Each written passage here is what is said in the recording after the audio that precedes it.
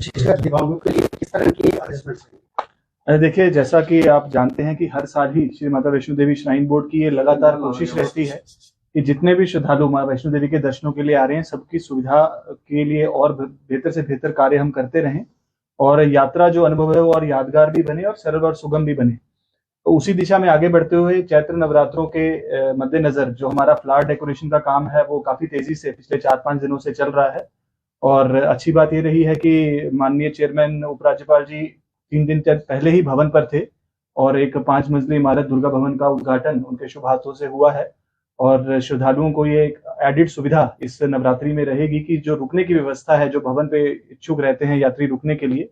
उनके लिए कोई कमी नहीं आएगी। और अच्छी बात यह है कि 2500 लोग मुफ्त में उन डॉर्मेटरीज में रुक सकते हैं, जिसके अंदर वॉशरूम्स की सुविधा भी है, लॉकर्स की सुविधा भी है, ब्लैंकेट फैसिलिटीज भी हैं और एक नए स्वरूप में तृप्ति भोजनालय भी बनाया गया है, ताकि लोगों को जो फास्ट रिलेटेड फूड है, जो नवरात्रि में खासकर बोर्ड के द्वारा उपलब्ध कराया जाता है, वो सभी भोजनालयों में कटरा से लेकर भवन तक उपलब्ध। जिनकी आपने बात की, तो पिछले नवरात्रों में एक कार्य शुरू किया गया था बोर्ड द्वारा कि जितने भी हमारे दिव्यांग श्रद्धालु माँ वैष्णो देवी के दर्शनों के लिए आते हैं, उनको कटरा से लेकर भवन तक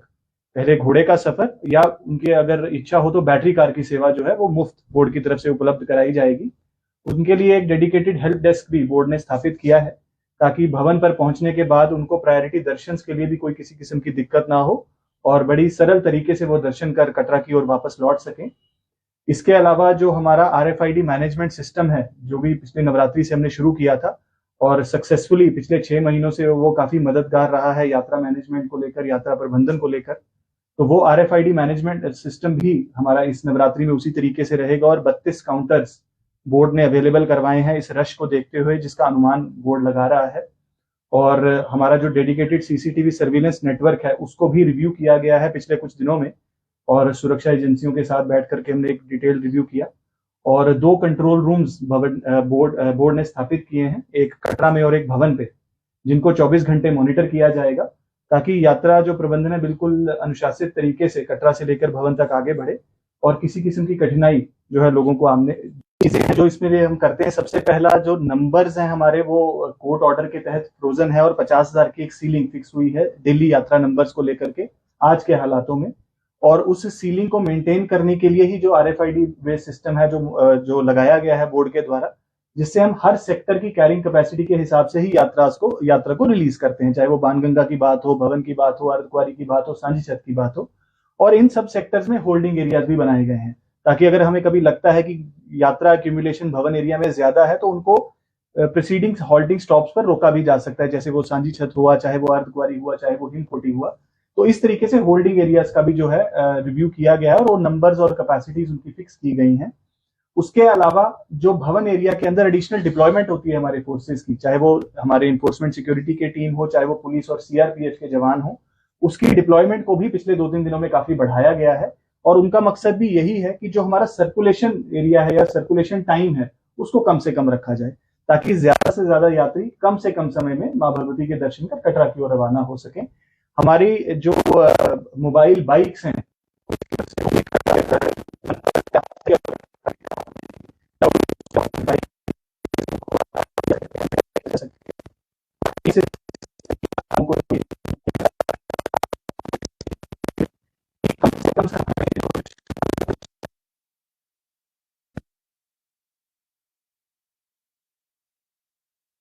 देखिए अटका एरिया का जो विस्तारीकरण आपने बताया, एक रिमॉडलिंग प्रोजेक्ट काफी देर से बोर्ड के ध्यान में था, लेकिन इस कारणवश हम पूरा नहीं कर पा रहे थे। बोर्ड ने अपनी जो बैठक दिसंबर में हुई थी, उसके अंदर इस प्रस्ताव को मंजूरी दी, जिसके मद्देनजर अटका एरिया का रिमॉडलिंग का काम तकरीबन मैं कहूंगा मुकम्मल के करीब पहुंच चुका है। और इसके फलस्वरूप हमें इस नवरात्रि में हम 500 के तकरीबन यात्री जो हैं सुबह और शाम अलग अलग सेशंस में जो है अटका आरती का अनुभव ले सकेंगे। और जो पहले संख्या 200 या 225 के तकरीबन थी, तो हम कह सकते हैं कि दुगनी से ज्यादा हमारी जो है अटका एरिया की कैपेसिटी हो चुकी है। और इसके साथ ही साथ इसके अंदर ज्यादा जो स्लॉट्स हैं, हमने काफी उसको ऑनलाइन भी शिफ्ट कर दिया है कल से। तो ये भी आपके लोगों से पड़े, तो मैं उनसे अपील करना चाहूंगा कि जो हमारी ऑफिशियल वेबसाइट है maavaishnodevi.org, या जो माता वैष्णो देवी की मोबाइल ऐप है, उसके जरिए वो अपने जो भी सेवाएं वो बोर्ड्स की तरफ से चाहते हैं, चाहे वो हेली की सुविधा हो, बैटरी कार की सुविधा हो, अटका एरिया की सुविधा हो, हवन की सुविधा हो, डोनेशंस की बात हो, हमारी ऑफिशियल वेबसाइट के जरिए एक्सेस करें, ताकि यहाँ पर बिल्कुल हैसल फ्री तरीके से उनका यात्रा अनुभव। श्रद्धालुओं को देखिए, क्राउड मैनेजमेंट के लिहाज से ही बोर्ड ने कई तरीके के जो है इकदाम उठाने की कोशिश की है। उसके अंदर दुर्गा भवन एक हमारा मेन प्रोजेक्ट था, जिसके अंदर काफी होल्डिंग एरिया हमें अवेलेबल हुआ है, वो भी एक यात्रा प्रबंधन का ही मेजर है। उसके साथ साथ एक RFID सिस्टम था जिसको बोर्ड ने लागू किया है। तीसरा एक अहम प्रोजेक्ट स्काई वॉक है, जिसका आपने जिक्र किया, वो भी यात्रा मैनेजमेंट की तरफ ही एक स्टेप है बोर्ड का, और वो एक 200 मीटर लंबा एक पेडेस्ट्रियन फ्लाईओवर है, जैसा आप लोगों ने देखा होगा, क्योंकि निर्माण कार्य काफी तेजी से उसका आगे बढ़ रहा है। और उसका मकसद ये है कि जो भवन की तरफ प्रस्थान कर रहे यात्री हैं और जो वापस आने वाले यात्री, उनके रास्ते भिन्न भिन्न किए जा सके, अलग किए जा सके। और जो हमारी कोशिश है कि अगले 3 से 4 महीने में इस प्रोजेक्ट को हम कंप्लीट करें, और ना केवल ये जाने आने का रास्ता होगा, बल्कि उसके अलावा इनके अंदर वेटिंग हॉल्स की सुविधा भी बोर्ड क्रिएट कर रहा है, ताकि जो कतार में वेट कर रहे यात्री हैं, चाहे वो खास करके जो बुजुर्ग हैं, हमारे दिव्यांगजन हैं, महिलाएं हैं, उनके लिए बैठने की एक सुविधा रहे, और एक कन्वीनियंट तरीके से जो लोग हैं दर्शन कर वापस पाए। देखिए, जो डॉर्मेट्रीज की बात, इस बार जो कॉन्सेप्ट है कि हॉल बनाए गए हैं, उसमें फ्लोरिंग दी गई है, क्योंकि कई बार कुछ यात्री अनकंफर्टेबल महसूस करते थे बंक बेड्स के चलते हुए, तो इसीलिए फ्री हॉल्स दिए गए हैं, ताकि उनको सुविधा का जो लेवल है वो एक स्तर बढ़ाया जा सके। जैसा बहुत सारे आज के मॉडर्न जो एस्टेब्लिशमेंट्स है उसके अंदर ऐसे कॉन्सेप्ट्स आ रहे हैं, तो उसी के तहत school of planning and architecture ने हमें इस तरीके का सुझाव दिया है, और एक नया कॉन्सेप्ट बोर्ड की तरफ से प्रयास किया गया है कि हॉल्स रहें और उसके अंदर ब्लैंकेट्स की सुविधा हो, और वॉशरूम्स हो, और वो सभी, और लॉकर्स की सुविधा एक ही मंजिल पे हो, ताकि उनको भवन पर अलग अलग जगह पर अलग अलग सुविधाओं के लिए आना जाना ना पड़े, और कम से कम समय में वो कन्वीनियंट तरीके से वापस आ सके। सही फरमाया कि जम्मू कश्मीर प्रशासन की भी पूरी कोशिश चल रही है कि टूरिस्ट इनफ्लो भी बढ़े, और रिलीजियस टूरिज्म से सर्किट है उसको भी बढ़ावा दिया जा सके। और जैसा कि हम जानते हैं कि माँ भगवती की कृपा से जो लास्ट ईयर की पिलग्रिमेज फिगर्स थी, वो 9 ईयर रिकॉर्ड हाई था हमारे लिए, और सन 2013 के बाद, जब से ऑनलाइन सिस्टम शुरू हुआ है, उसके बाद से ऐसी फिगर्स जो है वो रिकॉर्ड में आई थी। और अच्छी बात यह है कि इस साल का भी जो आंकड़ा है वो काफी बेहतरीन चल रहा है, काफी पॉजिटिव चल रहा है, और पिछले साल के कंपैरिजन में थोड़ा आगे चल रहा है। और उसी ट्रेंड को मद्देनजर रखते हुए हमारी बोर्ड की सारी तैयारियां चल रही हैं, और माननीय उपराज्यपाल जी की, हमारे जो अध्यक्ष भी हैं, उनकी यही डायरेक्शंस हैं कि यात्रा संख्या ज्यादा से ज्यादा को मैनेज करने के लिए हमारे पास सिस्टम्स इन प्लेस हों। चाहे वो कटरा के अंदर अकोमोडेशंस की बात हो, अगर मान लीजिए भवन पर यात्रा संख्या ज्यादा हो जाती है, तो कटरा में अगर यात्रा को होल्ड करना पड़े, तो कटरा में भी अकोमोडेशंस को उसी हिसाब से हमने स्टेक होल्डर्स के साथ बैठ करके मैनेज किया है। उसके साथ साथ जो रास्ते में कटरा से लेकर भवन तक सारी सुविधाएं हैं, चाहे वो वॉशरूम्स की सुविधा है, चाहे वो केटरिंग की सुविधा है, चाहे वो पानी की सुविधा है, चाहे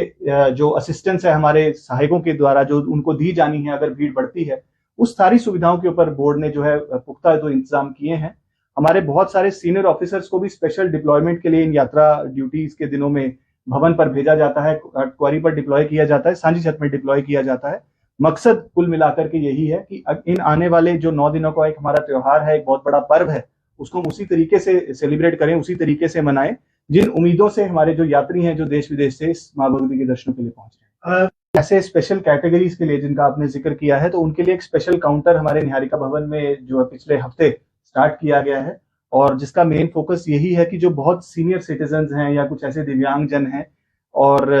कुछ ऐसे लोग हैं जो मेडिकल अनफिट जिनको कह सकते हैं, जिनको दिक्कत है किसी प्रकार की, उनकी सुविधा के लिए एस्टैब्लिश किया, डेडिकेटेड टीम वहां पर 24 घंटे रहने वाली, ताकि उनको किसी प्रकार की, और उनके लिए कुछ स्पेशल स्लॉट्स की तरह जो प्रैक्टिस की जाती है, ताकि किसी को भी किसी नवरात्र में जो बर्फ डालेगी, देखिए फास्टिंग रिलेटेड जो नवरात्रि का खाना है हमारा हमेशा ही अवेलेबल रहता है, चाहे वो की बात करें और के सभी भोजनालयों की उनके जो मेन्यू है वो तैयार उसी तरीके से कर दिया गया है जैसे हमारी पुरानी प्रैक्टिस हमारी रहती है।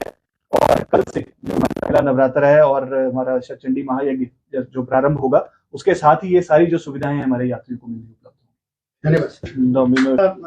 नवरात्रों में है जो सिंगर जो जैसा आप जानते हैं कि एक पिछले कुछ सालों से एक प्रथा चली आ रही है कि बोर्ड का प्रयास रहता है कि कुछ प्रतिष्ठित सिंगर्स को हम अटका आरती दौरान बुलाएं, और इस साल भी चैत्र नवरात्रि में जो सिंगर्स हैं हमारे साथ शामिल होंगे। और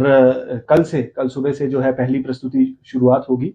और इसके अंदर कुछ फेमस सिंगर्स हैं जैसे लखविंदर वडाली जी हैं जो पहले से हमारे साथ जुड़े हुए हैं और कई बार आते हैं, सुरेश वाडकर जी हैं वो रहेंगे, डॉक्टर पलाश सेन इस बार रहेंगे, उनको हमारी टीम की तरफ से रिक्वेस्ट की थी तो उन्होंने भी कबूल किया है। मैथिली ठाकुर जी रहेंगी।